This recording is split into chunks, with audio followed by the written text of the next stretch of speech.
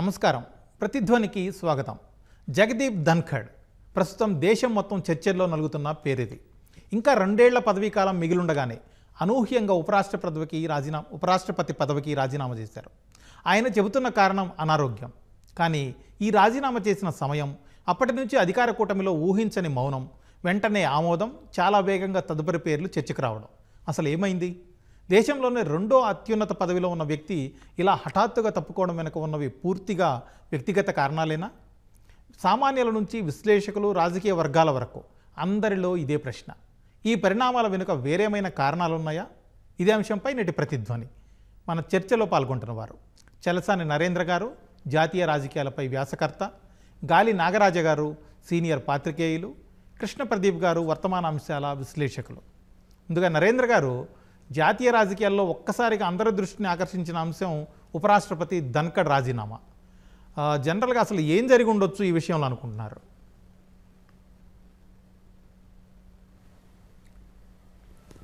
ఇది రాజీనామా జరిగిన తీరు గమనిస్తే ఆయన అనారోగ్య కారణం వలన రాజీనామా చేయలేదు.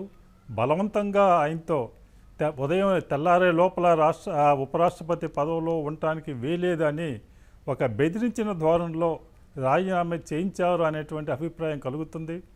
గత కొంతకాలంగా ఆయనకి, ప్రధానమంత్రికి, ఇతర ముఖ్యమైనటువంటి బీజేపీ నాయకులకి మధ్య ఈ ఏర్పడినటువంటి అగాధం పెరుగుతూ వచ్చి చివరికి నిన్న రాజ్యసభలో జరిగినటువంటి సంఘటనలు ఎమ్మటే ఆయన్ని పదవికి రాజీనామా చేయించే వరకు తారతీసినట్టు కనిపిస్తుంది. ఎమ్మటే మనకి కనిపించే కారణాలు 2 ప్రధానమైన కారణాలు కనిపిస్తున్నాయి. మొట్టమొదటగా జస్టిస్ వర్మ విషయంలో మొదటికాంచి ఈయన చాలా దూకుడుగా వ్యవహరిస్తున్నారు. ఆయన ఇంట్లో నోట్ల కట్టలు కాలిపోయినట్టు కనిపించినా కూడా ఎందుకు ఎఫ్ఐఆర్ నమోదు చేయలేదని 4-5 సార్లు బహిరంగంగా ప్రశ్నించారు. ఆ విధంగా ప్రశ్నించడం అంటే ఢిల్లీ పోలీసుల్ని ప్రశ్నించడం, ఢిల్లీ పోలీసులు అంటే అమిత్ షాని ప్రశ్నించటమే. ఆ విషయాన్ని ప్రభుత్వంలో సహజంగానే ఇబ్బందులు కలగజేసింది. తర్వాత దీని మీద అభిశంస తీర్మానం తీసుకురావడానికి ప్రతిపక్షాలు నోటీసు ఇవ్వగానే ఆయన ఎమ్మటే ఆ నోటీసుని ఆమోదించటం, దాని తగిన చర్య తీసుకోవాలని తన రాజ్యసభ సెక్రటరీకి ఆదేశాలు ఇవ్వటం ప్రభుత్వానికి సహజంగానే ఇరకటంలో పడవేసింది. ఎందుకంటే మరోవైపు లోక్సభలో 147 మంది సభ్యులు సంతకాలు చేసి ఇచ్చినప్పుడు కూడా అన్ని పక్షాల మధ్య దీని మీద చర్చిస్తున్నాం, ఏకాభిప్రాయం కోసం ప్రయత్నిస్తున్నాం అనే సాగుతో దాన్ని దాటవేస్తూ వస్తున్నారు. అటువంటి సమయంలో రాజ్యసభలో అధికార పక్షం వాళ్ళు ఎవరు సంతకం చేయకుండా కేవలం ప్రతిపక్ష ఎంపీలు సంతకం చేసినటువంటి పత్రాన్ని ఆ విధంగా అకస్మాత్తుగా ఆయన చర్యకి చేపట్టడం అనేది ప్రభుత్వానికి ఎమ్మటే ఆగ్రహం కలిగించినట్లు కనిపిస్తుంది. ఎందుకంటే అలహాబాద్ హైకోర్టు న్యాయమూర్తి జస్టిస్ యాదవ్ మీద గత డిసెంబర్లోనే ప్రతిపక్ష ఎంపీలు నోటీస్ ఇచ్చినప్పుడు కూడా ఇంతవరకు ఎలాంటి చర్య తీసుకోలేదు. దాన్ని పక్కన పెట్టి దీన్ని తీసుకోవటం ఏదైనా కమ్యూనికేషన్ గ్యాప్ వలన కేవలం ఈ విధంగా ధన్ఖడ్ చేసి ఉంటారని అనిపిస్తుంది. ఇది అభిషేక్ వర్మని ప్రభుత్వం కాపాడుతుంది అనే సంకేతం ప్రజల్లోకి వెళ్తుందని అధికార పక్షం భయపడినట్టు కనిపిస్తుంది. మరో రెండో కారణం, రాజ్యసభ యొక్క సమావేశాల్లో ప్రారంభం కాగానే మీరు చెప్పినట్టుగా జస్టిస్ వర్మన్ అయితే తొలగించడానికి సిద్ధంగా ఉన్నట్లు ప్రభుత్వ వర్గాలు కూడా సంకేతాలు ఇచ్చాయి. అలాగే కిరణ్ రిజిజు కూడా మాట్లాడారు చాలాసార్లు. కానీ జస్టిస్ యాదవ్ విషయంలోనే ప్రతిపక్షాలు నోటీస్ ఇస్తే వెంటనే ధన్ఖడ్ ఆమోదించారు, అందువల్లే ఆగ్రహం వ్యక్తమై ఉండొచ్చు అనే అభిప్రాయాలు వస్తున్నాయి. యాదవ్ విషయాన్ని ఆయన ఆమోదించలేదు, ఇంకా పెండింగ్లో ఉంది, దాన్ని యాక్సెప్ట్ చేయలేదు ఆయన ఇంకా. ఓకే, అది దీన్ని కూడా ఎమ్మటే దే వాంట్ టైం పాస్. అయితే జస్టిస్ వర్మ విషయంలో అయితే సానుకూలంగానే ఉన్నట్లుగా కనిపిస్తుంది కదా, ప్రభుత్వం కూడా సానుకూలంగా ఉన్నట్టు చెబుతున్నారు. కానీ సుప్రీంకోర్టు చీఫ్ జస్టిస్ రాష్ట్రపతికి లేఖ వేసినా కూడా దాని మీద ఇంతవరకు ఎలాంటి చర్య తీసుకోవాలా ప్రభుత్వం స్పందించలేదు. ఇది ప్రభుత్వానికి సంబంధం లేదు, పార్లమెంట్లో సభ్యులు నిర్ణయించే అంశం అంటూ దాటవేస్తూ వస్తున్నారు. ప్రభుత్వం ఎఫ్ఐఆర్ నమోదు చేయమని కూడా నమోదు చేయట్లేదు. సుప్రీంకోర్టు ఏర్పాటు చేసిన కమిటీ నివేదిక ఇచ్చినా కూడా ఆ నివేదిక మీద కూడా చర్య తీసుకోవట్లేదు. ఇవన్నీ కూడా ఒక విధంగా ఈయన ప్రభుత్వం ఈ విషయంలో నిజాయితీతో ఉందనేటువంటి ఒక అభిప్రాయంతో ఒక ముందడుగు చర్య, తొందరపాటు చర్య తీసుకోవడం ఎంబటే ఆగ్రహం కలిగించినట్టు కనిపిస్తుంది. అంటే అంతకుముందు జరిగిన అనేక పరిణామాలు కూడా దానికి కారణం కావచ్చు. ఇది ఎంబటే నిన్న ఇది పరిస్థితికి దారితీసినట్లు కనిపిస్తుంది. నాగరాజు గారు, ఇప్పుడు రాజీనామా లేఖలో ధన్ఖడ్ చెప్పినట్టుగా కారణాలు సరైనవే అనుకుందామంటే 10 రోజుల ముందే ఆయన పూర్తి కాలం కొనసాగుతాను అని అన్నారు. ఇంతలోనే రాజీనామా వంటి పెద్ద నిర్ణయం ఏంటి అని చాలామంది ఒక అభిప్రాయం వ్యక్తం చేస్తున్నారు, ప్రశ్నలు కూడా వస్తున్నాయి. ఇప్పుడు అంతఃపుర కలహాలు కానీ అంతఃపుర కుట్రలు కానీ ఇలాగే ఉంటాయండి. లోపల ఏం జరిగేది మనకి తెలియదు, కానీ దీని మీద మనం రకరకాల చర్చలు జరుగుతూ ఉంటాయి బయట. ఇది కూడా ఇంచుమించు అంతఃపుర కుట్ర కలహము రెండు కనిపిస్తున్నట్టుగా మనకు స్పష్టంగా తెలుస్తూ ఉంది. ఇప్పుడు ఫస్ట్ ఇండికేషన్ మనకు అర్థమవుతున్నది ఏంటంటే all is not well between Jagdeep Dhankhar and Narendra Modi Amit Shah team అనే దానికి మనకు క్లియర్గా ఇండికేషన్ ఏంటంటే బీఏసీ మీటింగు జరిగింది. బీఏసీ మీటింగ్లో మొదట ఒక ఫస్ట్ హాఫ్ మీటింగ్లో మాత్రము నడ్డా గారు లీడర్ ఆఫ్ హౌస్గా ఆయన ఉన్నారు, పార్లమెంటరీ అఫైర్స్ మినిస్టర్గా ఉన్నటువంటి కిరణ్ రిజిజు గారు కూడా ఉన్నారు. సెకండ్ హాఫ్ మీటింగ్ వచ్చేటప్పటికి వీళ్ళు లేరు. వీళ్ళ కోసం వెయిట్ చేశారు కూడా ఆయన వైస్ ప్రెసిడెంట్. రాకపోయేటప్పటికి ఇంకా చివరికి ఉన్న అపోజిషన్ లీడర్స్తోనే మీటింగ్ కన్వే చేయాల్సి వచ్చింది. అంటే ఒక అధికార పక్షం ఉన్నటువంటి అధికార పక్ష నేతలే మీటింగ్ రాకుండా బీఎస్సీ మీటింగ్కి వెళ్ళిపోయారు. సో అది ఒకటి మనకు క్లియర్ ఇండికేషన్ కనిపిస్తుంది. ఏదో something is wrong, something is going wrong, something is going on అనేది మనకు క్లియర్గా అర్థమవుతుంది. ఇది ఈ అమిత్ షాకి, నరేంద్ర మోడీకి, ధన్కర్కి ఎక్కడో తేడా ఉంది అనేది. తర్వాత చాలా ఇంతకుముందు కూడా ధన్కర్ నేపథ్యం ఏంటంటే చాలా హైలీ కాంట్రవర్షియల్ మ్యాన్. చాలా ఇందులో ముఖ్యంగా 2-3 థియరీస్ కనిపిస్తున్నాయి ఎందుకు ఇలా జరిగి ఉండొచ్చు, దీనికి కారణాలు ఏంటేనని. సరే, నరేంద్ర గారు చక్కగా ఆయన ఇన్సైడ్ వ్యూ ఇచ్చారు. ఆయన ఏం జరుగుతోంది, అమిత్ షాకిను ఈయనకి వచ్చిన కమ్యూనికేషన్ గ్యాప్ వల్ల ఇలా జరిగింది అనేది చెప్తున్నప్పటికీ పొలిటికల్గా కూడా జరుగుతున్న చర్చ ఏంటంటే ఒక 2-3 థియరీస్ చెప్తున్నారు. ఫస్ట్ థియరీ ఏంటంటే ఈయన రిజైన్ చేయించి అక్కడ బీహార్లో ఉన్నటువంటి నితీష్ కుమార్ని వైస్ ప్రెసిడెంట్గా తీసుకొని వస్తే కనుక అక్కడ బీహార్లో బీజేపీకి ఎక్కువ స్టేక్స్ ఉన్నాయి. ఈసారి ఫుల్ ఫ్లెడ్జ్డ్గా అక్కడ బీహార్ గవర్నమెంట్ పరిపాలించాలి అనే హై స్టేక్స్తో ఉండడం వల్ల అక్కడ ఆయన్ని తప్పించి ఉపరాష్ట్రపతిగా ఈయన చేస్తే అక్కడ మనకి ఒక వే క్లియర్ అవుతుంది. దానికోసం ఆయన రిజైన్ చేయించారని ఒక మాట చెప్తున్నారు. రెండోది ఏంటంటే ఈయన చాలా జ్యుడిషియరీతో always is rubbing with judiciary wrong shoulders. అసలు నేషనల్ జ్యుడిషియల్ అపాయింట్మెంట్స్ కమిషన్ యాక్ట్ని సుప్రీంకోర్టు రద్దు చేసినప్పుడు చాలా తీవ్రంగా సుప్రీంకోర్టు మీద విమర్శ చేశారు ఆయన. గవర్నమెంట్ వ్యూ పాయింట్కి డిఫరెంట్గా రాష్ట్రపతి, ఉపరాష్ట్రపతి, కాన్స్టిట్యూషనల్ హెడ్స్గా వాళ్ళ పరిధులు వాళ్ళకు ఉన్నప్పటికీ కూడా ఈయన చాలా దూకుడుగా జ్యుడిషియరీ ఓవర్ రీచ్ యాక్టివిజం మీద ఆయన ప్రశ్నించాడు. ఎవరెవరు పరిధులు వాళ్ళకు ఉన్నాయి పార్లమెంటరీ ప్రజాస్వామ్యంలో, సపరేషన్ ఆఫ్ పవర్స్ అంటారు. జ్యుడిషియరీకి ఉండే పవర్స్ జ్యుడిషియరీకి ఉన్నాయి, ఎగ్జిక్యూటివ్కి ఉండేవి ఎగ్జిక్యూటివ్కి ఉన్నాయి, ఈ లెజిస్లేచర్కి ఉండే లెజిస్లేచర్కి ఉన్నాయి. ఈ పరిధులు దాటి వీళ్ళు ఇట్లా రావడం అనేది ప్రజాస్వామ్యానికి చాలా నష్టం కలిగిస్తుందని గట్టిగా మాట్లాడడం కూడా జరిగింది. సో సహజంగానే ఈయనకు ఉన్న నేపథ్యం కూడా చాలా వివాదాస్పదమైన నేపథ్యం. మనం వెస్ట్ బెంగాల్లో ఆయన గవర్నర్గా మనం చూసాం. మమతా బెనర్జీతో రోజువారీ డి అంటే డి, ఆయన ఒక బీజేపీ ప్రతినిధిగా ఉన్నారని మమతా బెనర్జీ తీవ్రమైన ఆరోపణలు చేయడము, అంతకన్నా మించి అసెంబ్లీ పాస్ చేసినటువంటి బిల్స్ ఏదైతే ఉన్నాయో అవి క్లియర్ చేయకుండా మోకాలు అడ్డు వేసి అడ్డుకోవడం. ఇప్పుడు ఈయన ఏమంటున్నారంటే ప్రజాస్వామ్యంలో ప్రజల చేత ఎన్నుకోబడినటువంటి గవర్నమెంట్లను పరిపాలించడానికి ఆటంకం జ్యుడిషియరీ కలిగించకూడదు అని ఇక్కడ చెప్తూ వైస్ ప్రెసిడెంట్గా బెంగాల్ గవర్నర్గా ఏం చేశారు, అక్కడ రాష్ట్ర ప్రభుత్వం ఆమోదించినటువంటి బిల్స్ని పాస్ చేయకుండా కూర్చున్నారు. సో ఇట్లాంటి నేపథ్యం ఉన్నటువంటి మనిషి, ఈయనకు రాజకీయ నేపథ్యం కూడా కాంగ్రెస్ నుంచి బిగిన్ అయ్యారు. అసలు ఇనిషియల్గా చెప్పాలంటే దేవీలాల్ అనుచరుడు, జనతాదళ గవర్నమెంట్ ఆ పీరియడ్లో దేవీలాల్ అనుచరుడిగా రాజకీయ ప్రవేశం చేసి కాంగ్రెస్ తర్వాత ఇటు బీజేపీకి వచ్చినటువంటి నేపథ్యం ఉన్నటువంటి మనిషి ఆయన. నాగరాజు గారు, ఒకవేళ మీరు చెప్పినట్టుగా పశ్చిమ బెంగాల్ వివాదాస్పద నేపథ్యమే ఒకవేళ ఇబ్బంది అనుకుంటే ఆ తర్వాతే కదా ఆయన ఉపరాష్ట్రపతి చేశారు. అవునండి, అప్పుడు ప్రభుత్వానికి ఇబ్బంది లేదండి. మమతా బెనర్జీ పట్ల ఒక రాజకీయ వైషమ్యము, ఒక హేట్ పాలిటిక్స్ బీజేపీకిను అక్కడ మమతా బెనర్జీకి నడుస్తూ ఉంది. ముఖ్యంగా నరేంద్ర మోడీకి, అమిత్ షాకి. వాళ్ళు చేయాల్సిన పని ఇక్కడ ఏం చేశారు, అక్కడ గవర్నర్గా అక్కడ తమిళనాడులో రవి గారు చేసినట్టుగా. సో సహజంగా అక్కడ వరకు బాగానే ఉంది. ఇక్కడికి వచ్చేటప్పటికి కొంత రాజ్యసభలో నరేంద్ర గారు చెప్పినట్టు చాలా ఇరకాటంలో పెట్టే పరిస్థితి వచ్చింది. ఒకవైపు రాజ్యసభలో అపోజిషన్ లీడర్స్ ఇచ్చినటువంటి ఏదైతే తీర్మానం ఉందో దాన్ని యాక్సెప్ట్ చేసి అపోజిషన్ మెంబర్స్ మాత్రమే అందులో అధికార ట్రెజరీ బెంచెస్ నుంచి ఎవరు సైన్ చేయనటువంటి ఒక పత్రాన్ని ఆయన నోటీసుని తీసుకొని యాక్సెప్ట్ చేశారు. అది లోక్సభలో అది ఇంకా పెండింగ్లో ఉంది. ఏకాభిప్రాయం తీసుకోవాలనే నేపథ్యంతో ఒక చర్య తీసుకోకుండా వాయిదా వేస్తూ వస్తున్నారు. లోక్సభలో వాయిదా వేశారు, రాజ్యసభలో తీసుకున్నారు. నిజంగా అది కొంచెం ప్రభుత్వానికి ఇరకాటంలో ఇబ్బంది పెట్టేటటువంటి చర్యగానే కనిపిస్తోంది. ఇది అంతర్గతంగా చెప్పాలంటే ఆ టీం ఓకే. అలాగే మీరు అన్నట్టుగా ఒకవేళ నితీష్ కుమార్ని కనుక ఉపరాష్ట్రపతి చేస్తే ఎన్నికల ముందు ముఖ్యమంత్రి స్థానంలో ఉన్న వ్యక్తిని తొలగించి ఆ రకంగా వాళ్ళ మధ్య సంబంధాలు చెడిపోయే అవకాశం, రాజకీయంగా నష్టం జరిగే అవకాశం లేదంటారా? ఎట్లా ఇప్పుడు నితీష్ కుమార్ ఆయన బీజేపీ మనిషి కాదు కదా. నితీష్ కుమార్ బీజేపీ మనిషి కాకపోయినా ముఖ్యమంత్రి స్థానంలో ఉన్న వ్యక్తిని ఎన్నికల ముందు తొలగించి వేరే పదవులకు పంపిస్తే ఆ రకంగా ప్రజలు వేరేగా అర్థం చేసుకునే అవకాశం లేదా? ఏం అర్థం చేసుకునే అవకాశం లేదు. ఎందుకనంటే అక్కడ నితీష్ కుమార్ అనేవాడు ఒక రైలు ఇంజినే కానీ పెట్టెలన్నీ కూడా వేరే పెట్టెలతో నడవాల్సిందే. ఇంజిన్ మాత్రమే నితీష్ కుమార్.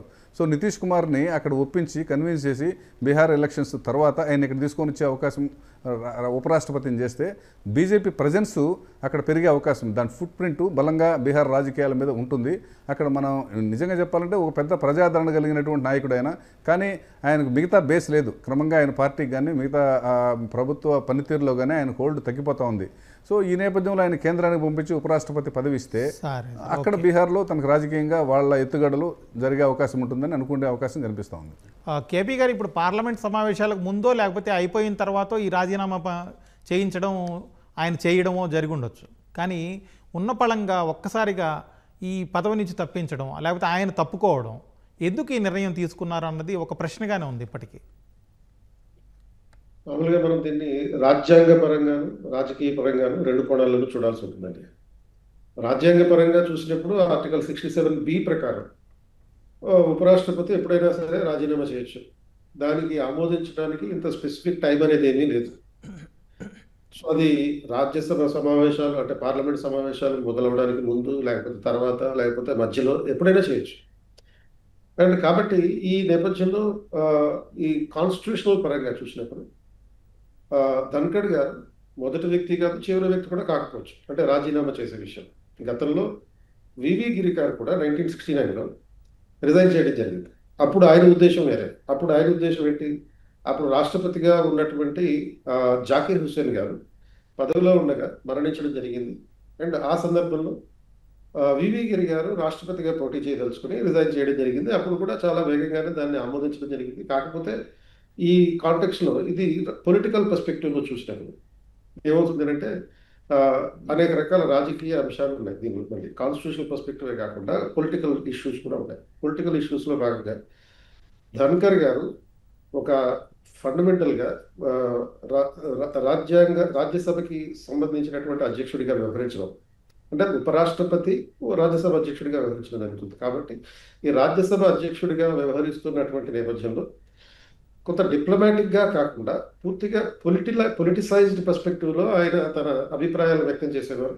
ఈవెన్ పర్టికులర్లీ మన సుప్రీంకోర్టుకి సంబంధించినటువంటి కాలేజియం వ్యవస్థ ఏదైతే ఉందో ఆ కాలేజియం వ్యవస్థని ఒక మిసైల్ తోటి పోల్చడం జరిగింది. ఒక డేంజరస్ మిసైల్ తోటి, న్యూక్లియర్ మిసైల్ తోటి పోల్చడం జరిగింది. దాన్ని ఇప్పటిదాకా మీరు రద్దు చేయకుండా ఏం చేస్తున్నారని చెప్పి ఆయన మొదటి సమావేశం రోజునే, అధికారం చేపట్టినటువంటి మొదటి సమావేశం రోజునే రాజ్యసభ సభ్యులందరినీ ఆల్మోస్ట్ బెదిరించినంత నేపథ్యంలో మాట్లాడడం జరిగింది. కాబట్టి ఇటువంటి డైమెన్షన్స్ అంటే ఇది ఒక ఉదాహరణ. ఇలాంటి ఉదాహరణలు అనేక రకాలుగా ఉన్నాయి. ప్రస్తుతం బీజేపీ తనకున్నటువంటి పార్టీ కీలకమైనటువంటి సభ్యుల్లో అందరూ డిప్లొమాటిక్గానే మాట్లాడుతున్నారు కానీ స్ట్రైట్ ఫార్వర్డ్గా మాట్లాడారు. అండ్ ఈ నేపథ్యంలో వెంటనే ఈ రాజ్యసభ చైర్మన్గా లేకపోతే ఉపరాష్ట్రపతిగా రాజీనామా చేసినటువంటి నేపథ్యంలో ఎప్పుడైనా దాన్ని అంగీకరించవచ్చు, తిరస్కరించడం జరుగుతుంది. ఇప్పుడు రాజ్యాంగం లాంటి ఒక కీలకమైనటువంటి వ్యక్తి రాజీనామా చేసినప్పుడు వెంటనే ఆమోదించాలి. ఆ నేపథ్యం కూడా మనం చూడాలి. కాబట్టి రాజీనామా చేస్తాను అనేటటువంటి బెదిరింపులతోటి బీజేపీ అనే పొలిటికల్ పార్టీ యాక్సెప్ట్ చేయట్లేదు. ఎందుకంటే ఇది ఫండమెంటల్గా ఇన్స్టిట్యూషనలైజ్ పార్టీ. ఓకే, మళ్ళీ వద్దాం సార్. నరేంద్ర గారు, ఇప్పుడు జగదీప్ ధన్ఖడ్ రాజకీయ ప్రస్థానం, ఆయన ఎదుగుదల, అలాగే బీజేపీలోకి ఎంటర్ అవ్వడం, ఇక్కడ వరకు ఉపరాష్ట్రపతి వరకు ఆయన ప్రయాణం, వీటన్నిటి గురించి ఒకసారి చెప్తారా? ఆయన మొదటగా ఒక గ్రామీణ నేపథ్యంలో రైతు కుటుంబంలో పుట్టి న్యాయవాది అయిన తర్వాత దేవిలాల్కి శిష్యుడిగా రాజకీయాల్లో ప్రవేశించాడు ఆయన. ఒక ఢిల్లీలో ఒక దేవిలాల్ నిర్వహించే బహిరంగ సభకి జనతాదళ్ అప్పుడు సమయంలో ఈయన ఒక 500 ట్రాక్టర్లో జనాన్ని తీసుకొచ్చేసరికి ఆయన ముచ్చటపడి తన కుటుంబ సభ్యుడిగా ఆయన ఆదరించి 89లో ఎన్నికల్లో లోక్సభ సీట్ ఇచ్చారు. అప్పుడు ఆయన జనతాదళ్ ఎంపీగా గెలిచారు. గెలిచిన తర్వాత విపి సింగ్ ప్రభుత్వంలో ఉన్నారు, చంద్రశేఖర్ ప్రభుత్వంలో మంత్రిగా పనిచేశారు. ఆ తర్వాత ఆయన ఎందుకునో ఈయన సహజంగా అధికారం ఎటుంటే ఆ పార్టీలో ఉండేటువంటి తత్వంగా కనిపిస్తుంది. ఎందుకునో వాజ్పేయి ప్రభుత్వంలో ఆయనకి అవకాశం దక్కలేదు. కానీ యూపీఏ ప్రభుత్వం రంగానే తర్వాత కాంగ్రెస్లో చేరారు. కాంగ్రెస్లో ఎమ్మెల్యేగా ఉన్నారు. దాదాపు 10-11 ఏళ్ళు కాంగ్రెస్లో ఉన్న తర్వాత బీజేపీ అధికారంలోకి వచ్చే ముందు 2013లో బీజేపీలో చేరారు. బీజేపీలో మొదట లీగల్ సెల్ కన్వీనర్గా ఉండి ఆ తర్వాత బెంగాల్ గవర్నర్గా వెళ్ళారు. గవర్నర్ నుంచి ఉపరాష్ట్రపతిగా వచ్చారు. అనేది ఏ పదవిలో కూడా ఎమ్మెల్యేగా మాత్రమే పూర్తిగా 5 ఏళ్ళు ఉన్నారు. అక్కడ ఎంపీగా కానీ లేకపోతే గవర్నర్గా కానీ ఉపరాష్ట్రపతిగా కానీ పూర్తికాలం ఉండలేకపోయారు, కారణాలు ఏవైనప్పుడు కూడా. కేంద్ర మంత్రిగా కూడా విపి సింగ్ మధ్యలో ఈయనతో కోపం వచ్చి క్యాబినెట్ నుంచి తీశారు. ఆ విధంగా ఆయన ఒక వివాదాస్పదంగా ఏదో ఒకటి కొంచెం మనిషి జరుగుతూ వస్తున్నారు. ఆయన గ్రాస్ రూట్లో కన్నా ఎక్కువగా ఢిల్లీ వ్యవహారం, ఒక న్యాయవాదిగా ఢిల్లీ వ్యవహారంలోనే ఆరితేరినట్టు కనిపిస్తుంది. ఈ రాజకీయంగా ఆ విధంగా ఆయన ఎప్పుడు కూడా నిత్యం వార్తల్లో ఉండే విధంగా వివాదాస్పదమైన ప్రకటనలు ఇవ్వడంతో ఆయన నాయకుడి పట్ల ఆయన చాలా అంకిత భావంతో కమిటెడ్గా పనిచేస్తున్నా కూడా వాళ్ళ నాయకులను కూడా ఇబ్బందుల్లో గురిచేసే విధంగా అనేక సందర్భాల్లో వ్యవహరిస్తూ వచ్చి ఇప్పుడు ఉపరాష్ట్రపతిలో ఉన్నప్పుడు కూడా ఆ హోదాకి ఉపరాష్ట్రపతిగా మొదటి రోజే ఆయన ఇందాక చెప్పారు నాగరాజు గారు, న్యాయవాదులకు సంబంధించిన బిల్లు జ్యుడిషియల్ అకౌంట్ బిల్లుని విమర్శించడం ద్వారా అనేకమైనటువంటి వివాదాస్పద ప్రకటనలు చేసి ప్రభుత్వాన్ని ఇబ్బందులు పడవేస్తూ వచ్చారు. Okay sir. నాగరాజు గారు, ఇప్పుడు నరేంద్ర గారు చెప్పినట్టు ఒకసారి ధన్ఖడ్ గారి ప్రొఫైల్ పరిశీలిస్తే రాజకీయ నేపథ్యమే కాదు, అలాగే సుప్రీంకోర్టు న్యాయవాదిగా కూడా ఆయన చాలా అనుభవం సాధించినటువంటి వ్యక్తి. ఆయన జర్నీ పైన మీ పరిశీలన ఏంటి? జనరల్గా ఏంటంటే ధన్కర్ గారు ఒక అవుట్ స్పోకన్ లీడర్ అండి. ఆయన అవుట్ స్పోకన్ లీడరు. ఒక పార్టీ ఫ్రేమ్లో ఇమిడియేట్ అటువంటి మనస్తత్వం లేదండి ఆయనకి. ఒక పార్టీలో పనిచేయాలి అంటే కనుక దానికి ఒక నిబద్ధత, ఒక డిసిప్లిను, వాళ్ళు వెళ్ళాల్సిన పార్టీ లైన్ ఒకటి ఉంటుంది. బీజేపీలో అయితే పార్టీ లైన్ కన్నా కూడా అక్కడ ఉన్నటువంటి అమిత్ షా, నరేంద్ర మోడీ గారు వీళ్ళ వేవ్ లెంగ్త్లో లోబడి పనిచేయాలి. అది మళ్ళీ వేరే ఇంకొక రకమైనటువంటి సపరేట్ లేయర్ ఆఫ్ సిస్టమ్. ఈ 2 లేయర్లలో ఇమ్మడలేకపోతే కనుక ధన్కరే గారే కాదు ఎవరైనా కానీ కష్టమండి. మనం అద్వానీ గారిని చూసాము, చివరికి వెంకయ్యనాయుడు గారిని చూసాం, మురళీ మనోహర్ జోషి గారిని చూసాం. వెంకయ్యనాయుడు గారిని అయితే వైస్ ప్రెసిడెంట్గా వచ్చిన మనిషిని రాష్ట్రపతి కానికుండా రకరకాల కారణాలు ఏమైనా చెప్పచ్చు. మనం రాష్ట్రపతిగా ఒక మహిళ, ట్రైబల్ ఆదివాసీ మహిళను తీసుకొని రావాలి, కారణం ఏదైనా చెప్పచ్చు. కానీ సహజంగా వాళ్ళ వేవ్ లెంగ్త్ నుంచి సెట్ కాకపోతే ఎటువంటి వాళ్ళని తీసి అవతలపడేస్తారండి బీజేపీలో. సో ధన్కర్ గారి మనస్తత్వం ఏంటంటే విప్ అనే సిస్టమ్ని ఆయన వ్యతిరేకించారండి. పార్టీ విప్, పార్లమెంట్లోనూ చట్టసభల్లోనూ విప్ ఉండడం ఇది ప్రజాస్వామ్యానికి వ్యతిరేకం, నియంతృత్వం. ఇది ప్రజలు ఒక అసెంబ్లీకి, పార్లమెంట్కి ఎందుకు పంపిస్తారంటే తన అభిప్రాయాన్ని వ్యక్తం చేయమని ప్రజల తరపున. విప్పిస్తే ఓ పార్టీ లైన్ నువ్వు కట్టుబడి ఉండాలి, లేదంటే నేను సస్పెండ్ చేస్తాం అని బెదిరించడం అనేది ఇది పార్లమెంటరీ ప్రజాస్వామ్యానికి విప్ అనేది వ్యతిరేకం అని మాట్లాడినటువంటి అరుదైన నాయకుల్లో ధన్కర్ గారు కూడా. సో ఆయన నేపథ్యం అలాంటిదండి అది. ఓకే నాగరాజు గారు, అలాగే ఇప్పుడు ఇంత అవుట్స్పోకెన్గా ఉన్నటువంటి ధన్ఖడ్ అలాగే పార్టీలో చేరిన తక్కువ సమయంలోనే ఆయనకి గవర్నర్ కావచ్చు, ఉపరాష్ట్రపతి పదవి కావచ్చు, ఇలాంటివన్నీ బీజేపీ ఎలా ఇచ్చింది? ఎలా ఇచ్చిందంటే ఆ వేవ్ లెంగ్త్లో అప్పటి వరకు పనిచేయగలిగారండి. వాళ్ళు మెప్పు పొందగలిగే పరిస్థితి వరకు బాగానే ఉంటుందండి. రాజుగారి దగ్గర మనము ఆయన అనుగ్రహం ఉన్నంత వరకు బాగానే ఉంటుందండి. ఆగ్రహం వస్తే వెంటనే తీసి అవతల పడేస్తారు. 2 జరుగుతాయి. ఇప్పుడు జరిగింది అదే. నరేంద్ర మోడీ గారి దగ్గర వాళ్ళ మన్ననలు పొందినంత వరకు లీడర్లో పైకి వెళ్ళారు. ఎందుకు వెళ్ళారంటే అక్కడ మమతా బెనర్జీని చాలా గట్టిగా ఎదుర్కొన్నాడు ఆయన. ఒక రకంగా చెప్పాలంటే గవర్నర్ స్థాయి, రాజ్యాంగ పరిధి దాటి ఒక బీజేపీ నాయకుడిగా అక్కడ మమతా బెనర్జీని సవాల్ చేసి ఆ రకంగా ఆయన మెప్పు పొందాడు మోడీ గారికి, అమిత్ షాకి. అందుకని ఈ ఉపరాష్ట్రపతిగా వచ్చాడు. ఉపరాష్ట్రపతిగా వచ్చిన తర్వాత ఈ సెట్లో ఈ ఫ్రేమ్లో ఆయన ఇమ్మలేకపోవడం వల్ల బయటికి వెళ్ళాల్సిన పరిస్థితి కనిపిస్తుందండి. కేపీ గారు, ఇప్పుడు ఇంతకుముందే మీరు చెప్పారు ఉపరాష్ట్రపతి కావచ్చు, ఏ పదవైనా కావచ్చు, రాజీనామా చేసిన తర్వాత ఇంత కాలం అనేమీ లేదు, వెంటనే ఆమోదించవచ్చు అని చెప్పి. కాకపోతే ఉపరాష్ట్రపతిగా ఉన్నారు, మరో 2 ఏళ్ల పదవీ కాలం ఉంది. ఇట్లాంటి సమయంలో ఆయన రాజీనామా సమర్పించగానే ఒక్కరోజు కూడా ఆగకుండా, లేకపోతే నా నచ్చజెప్పే ప్రయత్నం ఏమీ లేకుండానే వెంటనే ఆమోదించడం, ఈ పరిణామాలన్నీ చూస్తే ఏమనిపిస్తుంది మీకు? అంటే సిద్ధాంతపరంగా చూసినప్పుడు మనకి భారతదేశంలో ఉన్నటువంటి పార్లమెంటరీ ఫార్మ్ ఆఫ్ గవర్నమెంట్లో ప్రధానమంత్రి, మంత్రిమండలి, రియల్ ఎగ్జిక్యూటివ్ వాస్తవ కార్యనిర్వహణ, రాష్ట్రపతి నామమాత్రపు కార్యనిర్వహణ. సో ఆయన రబ్బర్ స్టాంప్గా మాత్రమే చూస్తాం. మరి ఆ రబ్బర్ స్టాంప్కి అసిస్టెంట్గా ఉండేటటువంటి ఉపరాష్ట్రపతి. సో ఉపరాష్ట్రపతి వల్ల డైరెక్ట్గా మనకి ఎటువంటి ప్రయోజనం లేదు. ఆయన ఒక రకంగా చెప్పాలంటే ఉపరాష్ట్రపతి బాధ్యతలని గురించి రాజ్యాంగంలో ఏమీ చెప్పలేదు. అందుకనే ఉపరాష్ట్రపతికి ఈ రాజ్యసభ చైర్మన్గా ఉండేటటువంటి బాధ్యత ఇచ్చారు. అంటే మీరు ఒక కాన్స్టిట్యూషనల్ ఎక్స్పర్ట్ని what is the role of vice president as vice president అని అడిగితే దెర్ ఇస్ నథింగ్. అంటే ఉపరాష్ట్రపతికి ఉపరాష్ట్రపతిగా ఎటువంటి బాధ్యతలు లేవు. అటువంటి పరిస్థితుల్లో ఆ పదవికి రాజీనామా చేసినా పెద్ద నష్టం లేదు, రాజీనామా చేయకుండా ఉన్నా కానీ నష్టం లేదు. సో ఈ నేపథ్యంలో సపోజ్ ఒక ఉపరాష్ట్రపతి పదవి ఖాళీ, రాష్ట్రపతి పదవి ఖాళీ ఏర్పడింది అనుకోండి, ఆ ఖాళీని పూరించడానికి 6 నెలల్లోనే తిరిగి మళ్ళీ ఎన్నికలు చెప్పాలి. ఇది రాజ్యాంగంలో ఉన్నటువంటి పర్స్పెక్టివ్.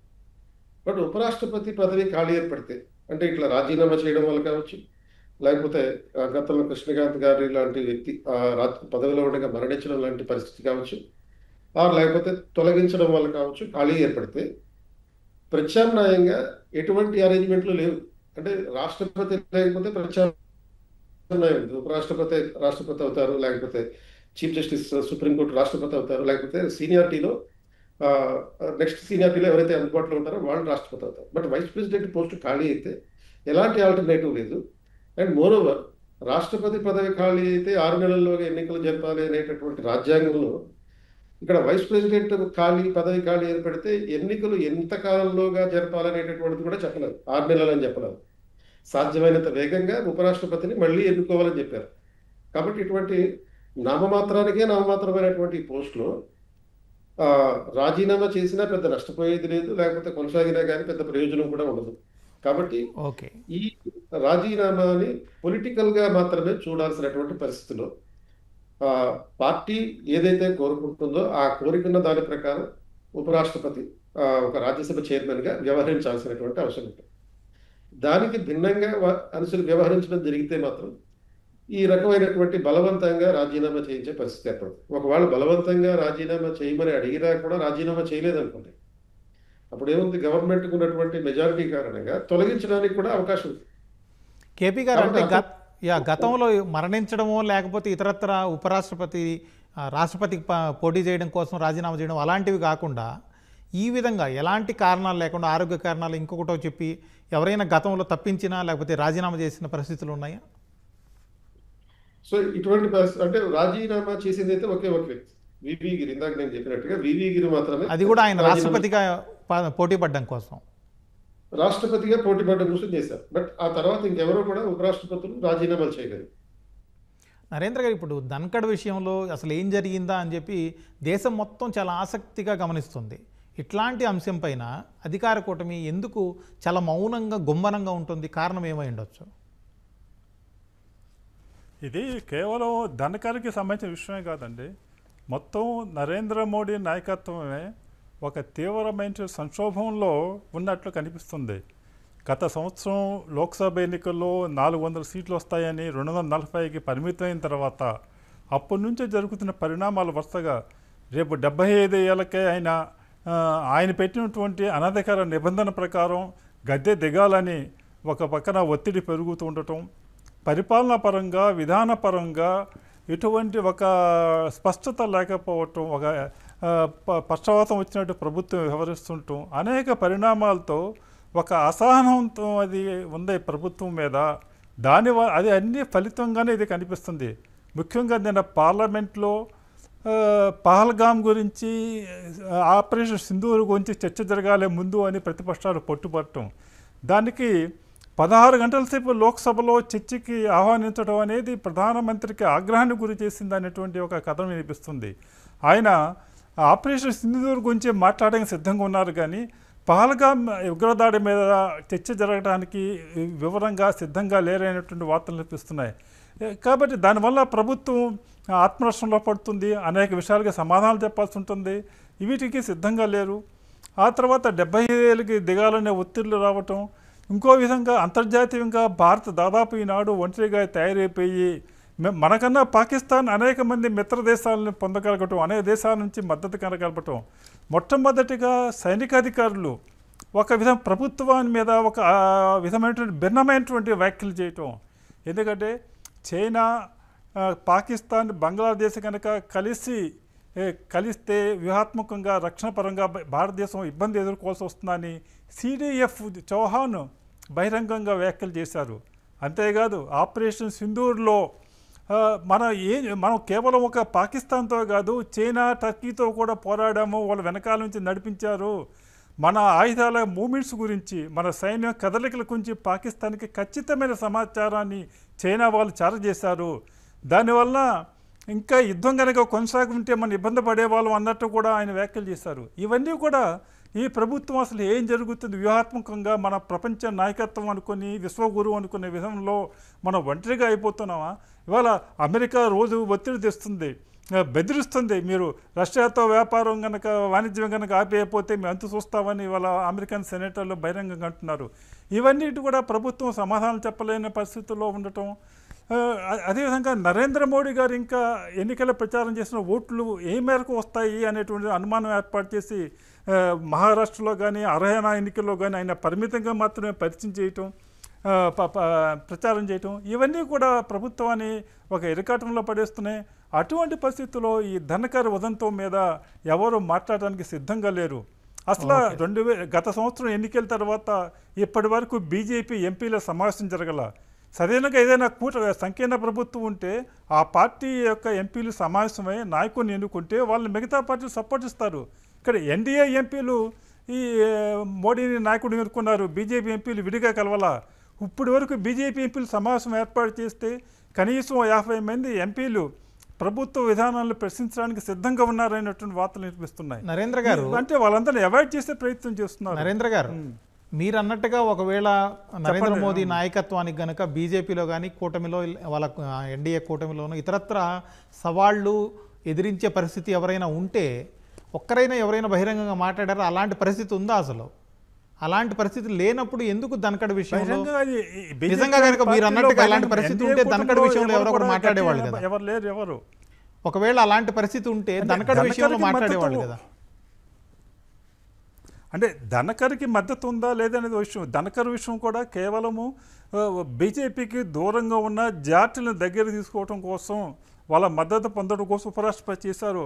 ఆయన మమతా బెనర్జీతో ఆయన ఏ విధంగా ఇబ్బందులు చేస్తారో పార్లమెంట్లో కూడా ఆయన అంతకుముందున్న వెంకయ్యనాయుడు గారు ఉపరాష్ట్రపతిగా ఉంటూ రాజ్యసభలో కేవలం అందరితో తను మంచిగా ఉండాలనే విధంగా ఒక విధమైనటువంటి కోఆర్డినేషన్గా వ్యవహరించి తన ఇమేజ్ పెంచుతున్నారు. కానీ బీజేపీ ఏజెండాని రాజ్యసభలో ఆయన ప్రతిధ్వనింపలేదని అసంతృప్తి ఉండేది బీజేపీలో. ఆ విధంగా ధనకర్ బీజేపీ ఏజెండా కోసం అనుకూలంగా అనుకుంటూ అనేక వ్యాఖ్యలు చేశారు. 4 నెలల క్రితమే మన ఏప్రిల్లో రాష్ట్రపతి గవర్నర్ల యొక్క బిల్లులు పాస్ చేయడానికి 3 నెలల గడువును సుప్రీంకోర్టు జడ్జిమెంట్ ఇస్తే మీరెవరు జడ్జిమెంట్ ఇవ్వడానికని బహిరంగంగా విమర్శించారు ఈయన.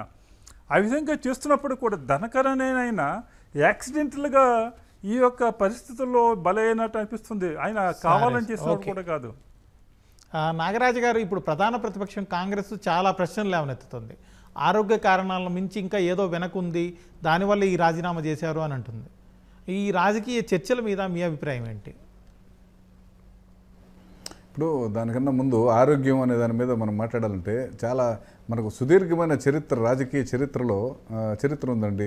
ఆరోగ్య కారణం అని చెప్పి నాయకుల్ని తొలగించడం. మనకు మావో చైనా విప్లవ రథసారథి మావోని అక్కడ ఉన్నట్టు పాలిట్ బ్యూరోలో తొలగించేశారు, చెప్పబెట్టకుండా తొలగించేసి ఈయన ఆరోగ్యం బాగాలేదు, మావో గారు బతికుండడం చైనాకి అవసరము, చైనా విప్లవ సారథిగా ఈ పదవిలో కొనసాగలేకపోతున్నారు, ఆయన ఆరోగ్యంగా ఉండడానికి తప్పిస్తున్నాము అన్నారు. ఆయన ఒక 6 నెలలు అలా కామ్గా ఉండి ఏం మాట్లాడకుండా యాంగ్సీ అనే నదిని యువతల నుంచి అవతలకి ఈది పడేశాడు. ఈది పడేసి ఏం మాట్లాడుకుని ఇంటికి వెళ్ళిపోయాడు. దాని అర్థం ఏంటంటే, బాబు నేను I am fit enough physically and health wise, ఇక్కడ కుట్ర ఉంది, ఈ కుట్రలో నన్ను దింపేశారని. సో ఇక్కడ కూడా కుట్ర అనేది ఖచ్చితంగా కనిపిస్తోంది. మనకేమీ అదేమీ కనపడిన అంశం ఏమీ కాదు. మనకు క్లియర్గా ఇంతకుముందు మన ఈవెంట్స్ అన్నీ జరిగితే, ఆ రోజు జరిగినటువంటి ఈవెంట్స్ అన్నీ చూస్తే ప్రధానమంత్రి ఆయన రిజిగ్నేషన్ ఆమోదం కూడా ఎంత ఫాస్ట్గా అయిందో, ఎంత క్విక్గా అయింది, టక టక టక టక ఆమోదం చేసేసారు. సో ఇది ఒక రకంగా ఇది కాంగ్రెస్ సహజంగానే దీన్ని అవకాశంగా తీసుకొని ఏదో ఎంబరాస్ చేయాలనే ప్రయత్నం చేయడం ప్రతిపక్షంగా సహజంగా చేస్తుంది. ధన్ఖడ్ నేపథ్యం అదండి, వివాదాస్పద నేపథ్యం ఉన్నప్పుడు కాంగ్రెస్ దాన్ని ఎన్కాష్ చేసుకోవాలని చూడడం సహజమే కదా. Okay sir. కేపీ గారు, ఇప్పుడు ఒక రాష్ట్రానికి గవర్నర్గా చేయడం వేరు, దేశానికి ఉపరాష్ట్రపతిగా అలాగే పెద్దల సభ చైర్మన్గా ఉండడం వేరు. అసలు ఈ రోల్లో ధన్ఖడ్ ఏ విధంగా ఉన్నారు? ఆయన మీ అబ్జర్వేషన్ ఏంటి?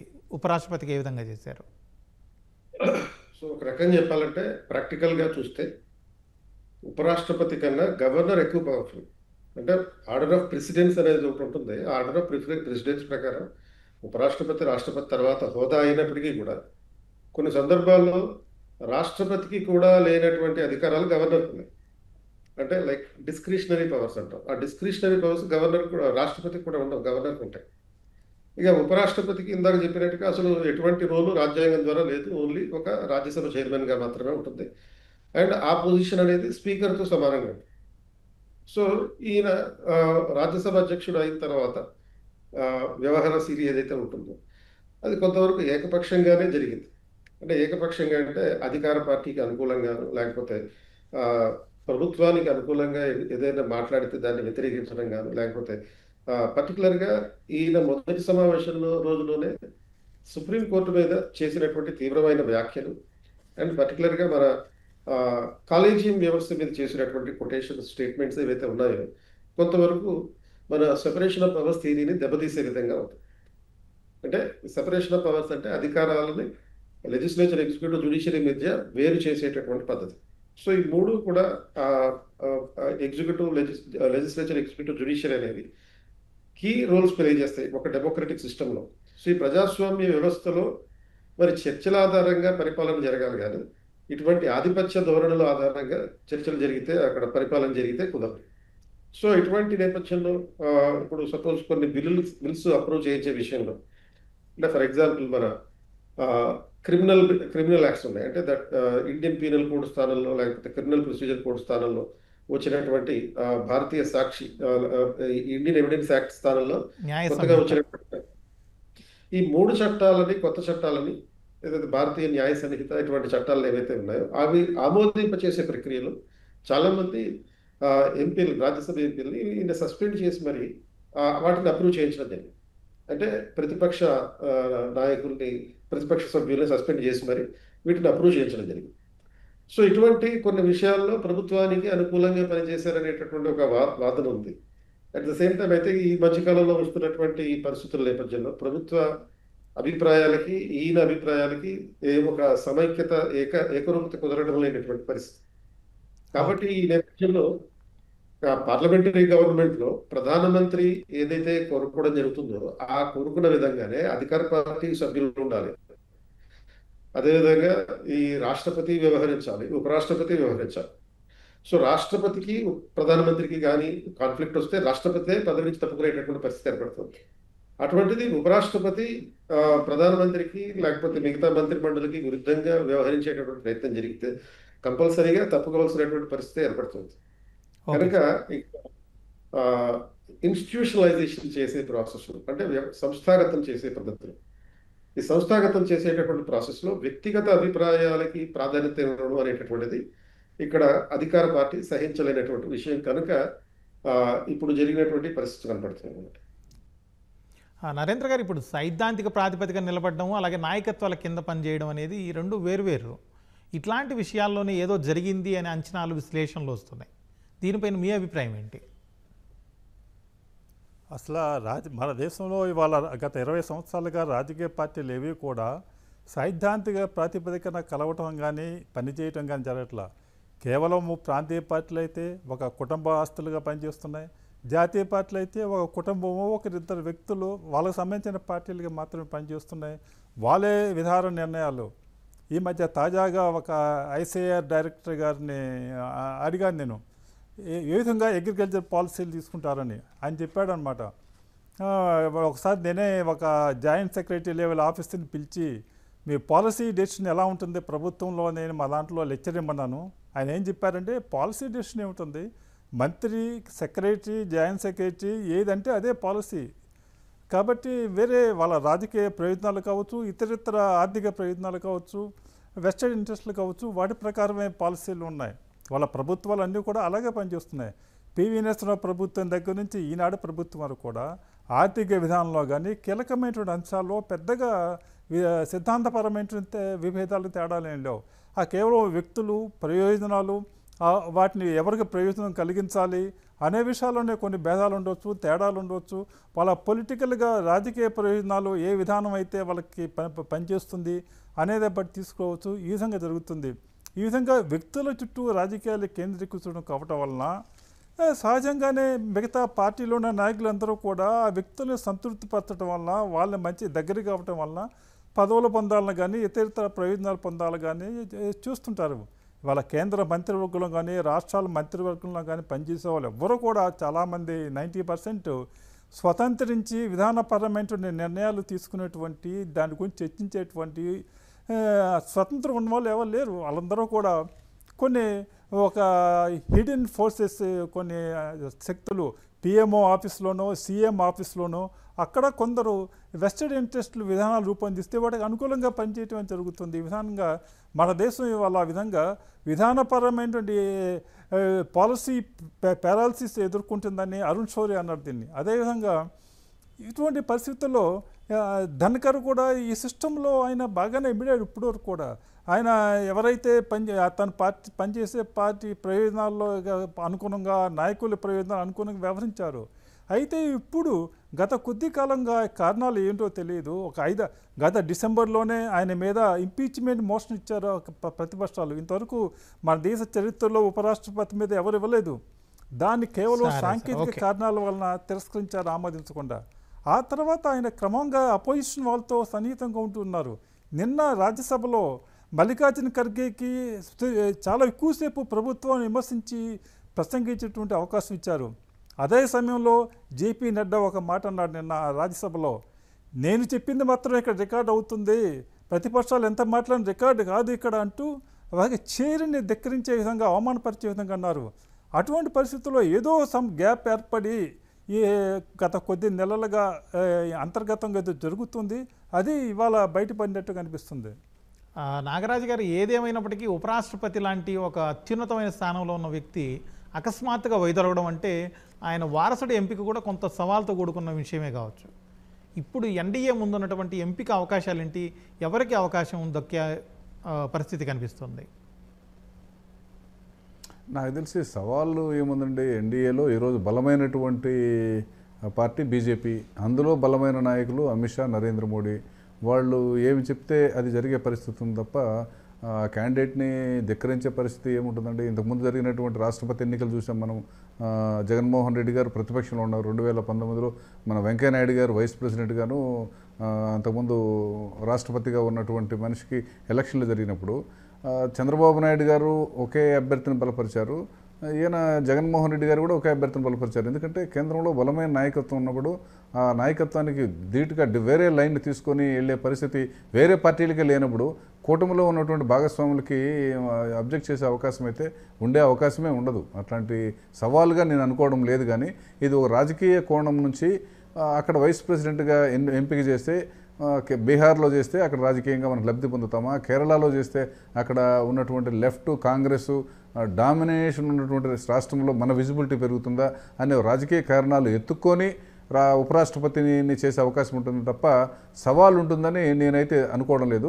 తర్వాత రెండో అంశం ఇప్పుడు మొత్తం కీలకంగా క్రక్స్ ఆఫ్ ది డిస్కషన్లో ఎందుకు ఇలా తొలగించాల్సిన పరిస్థితి వచ్చింది ఆకస్మికంగా అనే దాని మీద అదే కేంద్ర బిందువు డిస్కషన్ జరుగుతూ ఉంటే ఒక మాట చెప్పాలని నాకు అనిపించింది.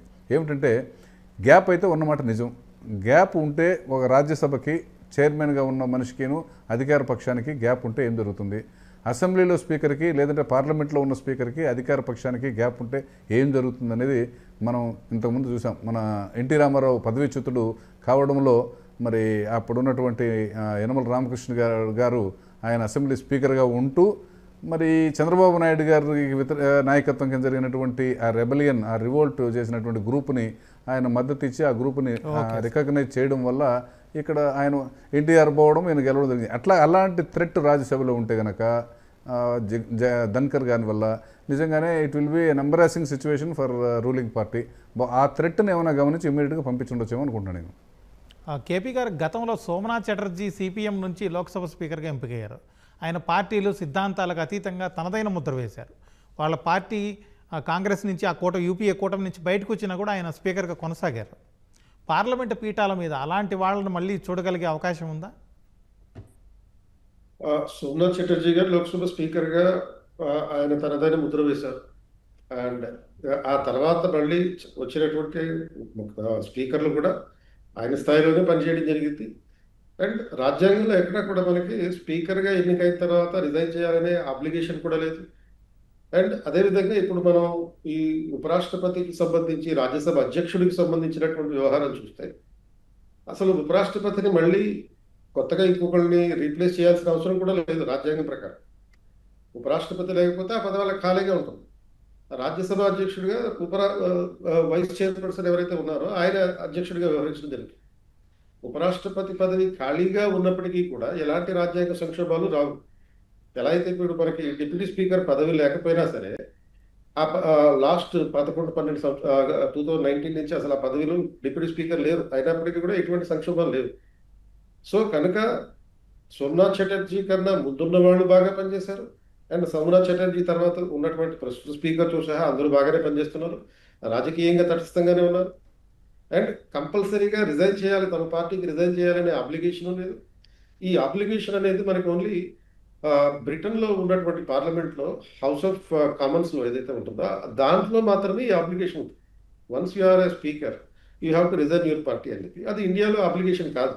బట్ తటస్థంగా వ్యవహరించడంలో మాత్రం ప్రతి స్పీకర్ కూడా కీలకమైనటువంటి పాత్ర నిర్వహించడం జరిగింది. స్వతంత్ర ప్రతిపత్తితోనే పనిచేయడం జరిగింది. ఓకే, సాధ్యమైనంత వరకు అంటే ఈ స్పీకర్ని రాజ్యసభ చైర్మన్ లేకపోతే వైస్ చైర్పర్సన్ ఎవరైతే ఉంటారో వీళ్ళు సాధ్యమైనంత వరకు రాజకీయ తటస్థతని పాటిస్తూనే పనులు చేయడం జరిగింది. ఇప్పుడు సపోజ్ మనకు ఇంతకు ముందు ఉన్నటువంటి రాజ్యసభ అధ్యక్షుడు లేకపోతే ఉపరాష్ట్రపతి అయినటువంటి శ్రీ వెంకయ్య నాయుడు గారు. సో ఆయన ఎంత తటస్థంగా పనిచేశారు. అండ్ ఆయన పనిచేసినంత క్రియాశీలకంగా కానీ వేగంగా నిర్ణయాలు తీసుకునే విషయాలు కానీ నాకు గతంలో ఎటువంటి ఎగ్జాంపుల్స్ కనపడలేదు. అంటే అగ్రెసివ్గా ఉండేవారు కానీ అగ్రెషన్ అనేది ఎప్పుడు చూపించేవారు కాదు. అంటే వేగంగా నిర్ణయాలు తీసుకునేవారు కానీ దాడులు చేసే విధంగా ఇటువంటి పద్ధతిలో వ్యక్తిగత కోపతాపాలు లేకపోతే ఆవేశాలు పడేటటువంటి పద్ధతులు కాకుండా చాలా నిజాయితీగా పనిచేయడం జరిగింది వెంకయ్య నాయుడు గారు. సో అటువంటి వాళ్ళు అంటే ఓన్లీ సోమనాథ్ చటర్జీ మాత్రమే మనకి ఏకైక స్పీకర్ కాదు అంత నిజాయితీగా పనిచేసిన వాళ్ళు. స్పీకర్ గారి నుంచి జీవి మౌలంకర్ అయినటువంటి మొదటి స్పీకర్ అయినటువంటి జీవి మౌలంకర్ గారి నుంచి తీసుకుంటే ఆ తర్వాత ఇప్పుడు ప్రస్తుతం ఉన్నటువంటి స్పీకర్తో సహా అందరూ ఉత్తమంగానే పనిచేయడం జరిగింది. అండ్ ఆ రాజకీయ తత్వాన్ని కూడా పాటించడం జరిగింది. నరేంద్ర గారు, ఇప్పుడు చివరిగా చెప్పండి, ఈ పరిస్థితుల్లో ఉపరాష్ట్రపతిగా ఏ రాష్ట్రం నుంచి ఎవరికి అవకాశం ఉండొచ్చు? మీ అంచనాలు ఏంటి పరిశీలన ప్రకారం? అంటే దానికి అంతగా మనం ఊహించడం కష్టం అండి. ఉన్న వాళ్ళ రాజకీయ అవసరాల ప్రకారం ఎమ్మటే వాళ్ళు బీహార్ ఎలక్షన్ బీజేపీ వాళ్ళ ప్రతిష్టాకరంగా ఉంది. మిగతా ఏ రాష్ట్రంలో ఓడినా గెలిచినా కూడా పెద్దగా రాజకీయంగా ఇబ్బంది లేదు. కానీ బీహార్లో కనుక ఇప్పుడు ఉన్న పరిస్థితుల్లో ఇవాళ ఎన్డీఏ గెలవటం అసంభవం అని అందరూ చెప్తున్నారు. వాళ్ళు అన్ని సర్వేలు చెప్తున్నాయి, అందరూ కూడా చెప్తున్నారు. దానికి ప్రధాన కారణం అంటే నితీష్ కుమార్ యొక్క పరిపాలన అనేది ఇప్పటివరకు ఏదే అడ్వాంటేజ్గా ఉందో అదే అతను పరిపాలించలేకపోతున్నాడు. అతని పరిపాలన పట్ల ప్రజల్లో తీవ్ర వ్యతిరేకత ఏర్పడింది అనే అభిప్రాయం ఉంది. నితీష్ కుమార్ని తప్పించి కాకుండా బీజేపీ సొంతంగా పోటీ చేసేటువంటి అక్కడ అవకాశం కూడా లేదు. ఇలాంటి పరిస్థితుల్లో ఇప్పుడున్న వైస్ చైర్మన్ చేస్తారా, లేకపోతే ఇప్పుడు కేపీ గారు చెప్పినట్లు ఈ బీహార్ ఎలక్షన్ వరకు ఈ ఉపరాష్ట్రపతి ఎన్నికల్ని జరపకుండా వాయిదా వేస్తారా చూడాలి. వాళ్ళ అవకాశాలు అనేక రకాల పేర్లు వాళ్ళ వినిపిస్తున్నాయి. Okay sir, thank you sir. ఇది వాళ్ళ ప్రతిధ్వని. నమస్కారం.